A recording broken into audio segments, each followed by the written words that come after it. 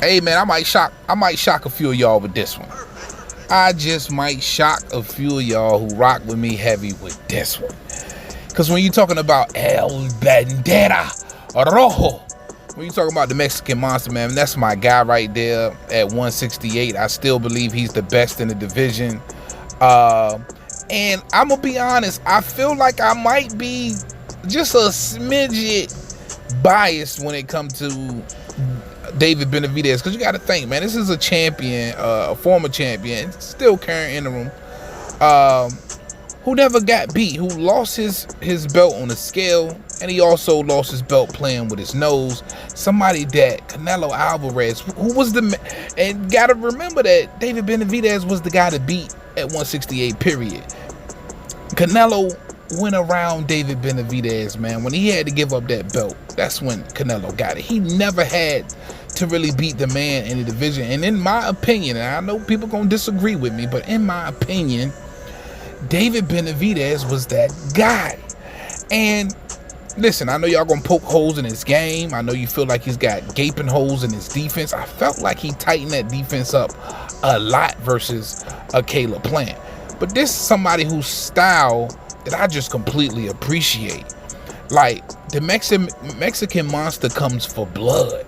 He's he's the Terminator, bro.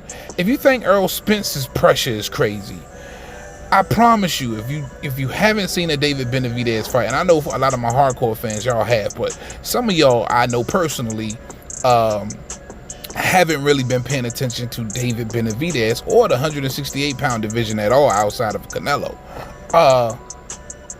I think David Benavidez is special with his size and his power. And listen, he ain't got like that one-hitter quitter power. He got that I'm just gonna beat the hell out of you until you give up or the ref stop it kind of power. But it's menacing and it's punishing. And listen, he's got that hand speed of a welterweight, bro. The hand speed is crazy. So I just like so many things about his game that I like. Does he need to improve in areas? Of course, and especially the defensively, because he's going to always have some issues with, I believe, straight boxers who got great footwork. But I like him versus Demetrius Andrade at 35 years old. I think Demetrius Andrade may be a little bit too long in the tooth.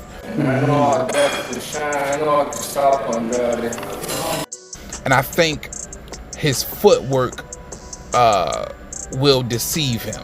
You understand what I'm saying? I think, I think he might gas out. And in that 8th, 9th, 10th round, man, I think that's when David turns it up on him.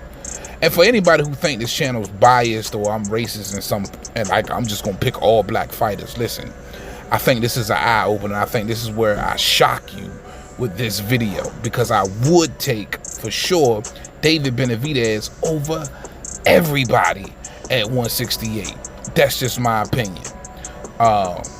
Now, I know a lot of y'all feel like David had signed off on this David Morrell fight. That wasn't the case. Yeah, no, there's no fight with Morrell lined up. I just seen that yesterday, that supposedly they said I agreed to the fight. I'm like, man, I bet this is my first time seeing about it. We're not fighting Morrell. Everything that's been coming out saying that we agreed to the fight. I haven't even seen anything. I didn't agree to anything. I'm trying to make the big fights happen. I know and then you heard the rumors about them trying to make the fight with Jaime Munguia. That fell through. Oscar and them weren't gonna put Jaime Munguia in there with no damn David Benavidez.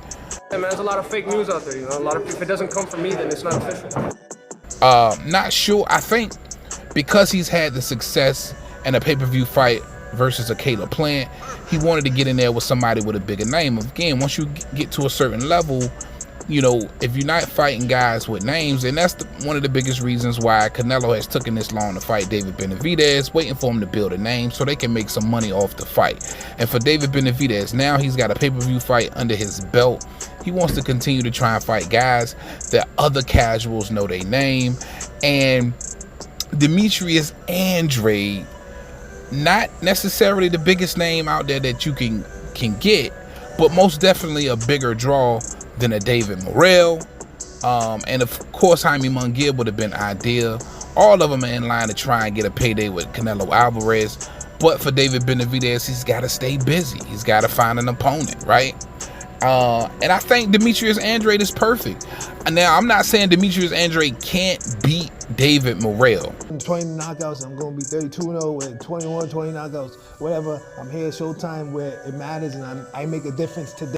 Let's put that shit out there right now. I'm not saying it because he's an extremely, I feel, awkward fighter. And I think in those first 6 rounds, he's menacing. You know what I'm saying? Like, you don't really know what to expect from Demetrius Andrade in those first 6 rounds. And he could very well come out there and hurt David Benavidez. I think he possesses that kind of power to hurt or maybe even stagger David Benavidez, or at least catch him off guard with the power and gain and garner some kind of respect. You know what I mean? I truly believe that from Demetrius Andrade. I do think he's a really, really good fighter. This is one I would definitely want to see.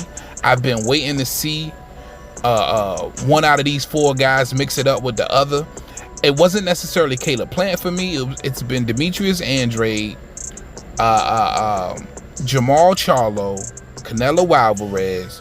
I wanted to see out of those 3, and of course Canelo Alvarez. Canelo Alvarez. I wanted to see out of those, if we could get those fights done, who would triumph out of that particular 3. Because I always knew and felt like Caleb Plant was the weakest link. I believe Caleb Plant loses to any of them, and I've been saying that.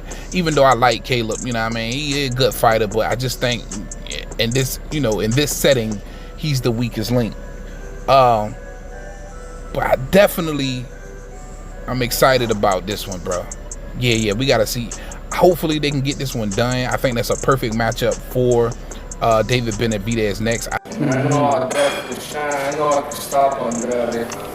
I think they could get away actually with putting this on pay-per-view. I think people would, pay to see this one. I could be completely wrong, but I do think if it does go on pay-per-view, I think David Benavidez can sell it. You know what I'm saying? I think that Caleb Plant has put him on a different level.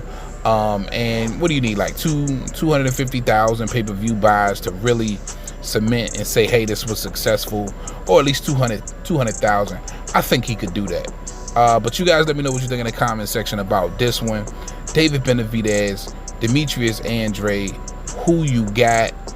I'm excited about this one. All right, that's all I got for y'all on this one, man. I ain't got Roger with me tonight, but Big TL Heavy Bag. I'm going to holler at y'all later. Peace.